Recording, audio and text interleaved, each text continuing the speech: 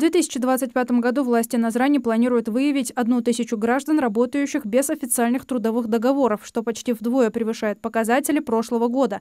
Усилия направлены на укрепление экономики и увеличение поступлений в городской бюджет. В прошлом году налоговые поступления уже выросли на 26,1%. В мэрии города отметили, что рабочая группа регулярно проводит рейды, основной целью которых является не наказание, а поддержка предпринимателей в налаживании и ведении бизнеса в соответствии с законодательством.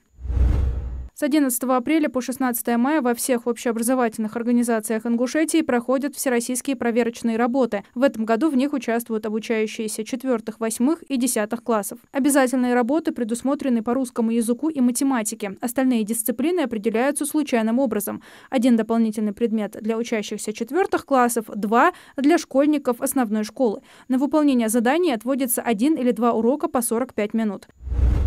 В Ингушетии впервые пройдет фестиваль боевых искусств, посвященный 80-летию Победы в Великой Отечественной войне. Состязания пройдут с 12 по 16 апреля на арене Дворца спорта «Магаз». Масштабное мероприятие соберет более 800 спортсменов из различных субъектов России. Соревнования будут проводиться по таким видам спорта, как кикбоксинг, боевое самбо, всестилевое карате и не только. Торжественная церемония открытия и культурная программа фестиваля состоятся 13 апреля. Семьи с 2 и более детьми смогут получить перерасчет налога на доходы физических лиц, если средний душевой доход ниже 1,5 прожиточных минимумов региона, при условии отсутствия долгов по алиментам и соответствия критериям имущественной обеспеченности. Соответствующий проект постановления размещен для общественного обсуждения. Для перерасчета достаточно одного заявления. Порядок учета доходов и имущества будет такой же, как при назначении единого пособия. Также выплата будет защищена от списания за долги. На выплату могут рассчитывать работающие родители детей до 18 лет, а также до 23 лет, если они учатся очно. Многодетные семьи теперь имеют возможность бесплатно посещать музеи, парки и выставки в любом регионе России.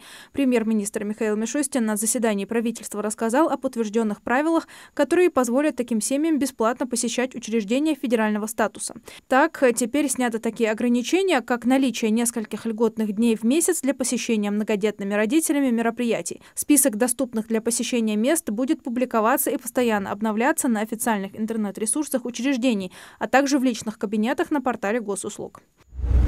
С 1 сентября размер ежемесячной президентской стипендии для студентов, курсантов и слушателей, обучающихся по программам высшего образования, вырастет до 30 тысяч рублей в месяц. Соответствующее постановление правительства вступило в силу 11 апреля. Конкурс для получения стипендии будет проводиться по 9 направлениям. Назначать выплаты будут на 1 год. Претендовать на стипендию смогут студенты 3-го курсов и старшие, обучающиеся по программам бакалавриата и специалитета, а также те, кто учится в магистратуре. У кандидатов не должно быть академической задолженности и удовлетворительных оценок, а по итогам промежуточных аттестаций у них должно быть не менее 75% оценок «отлично».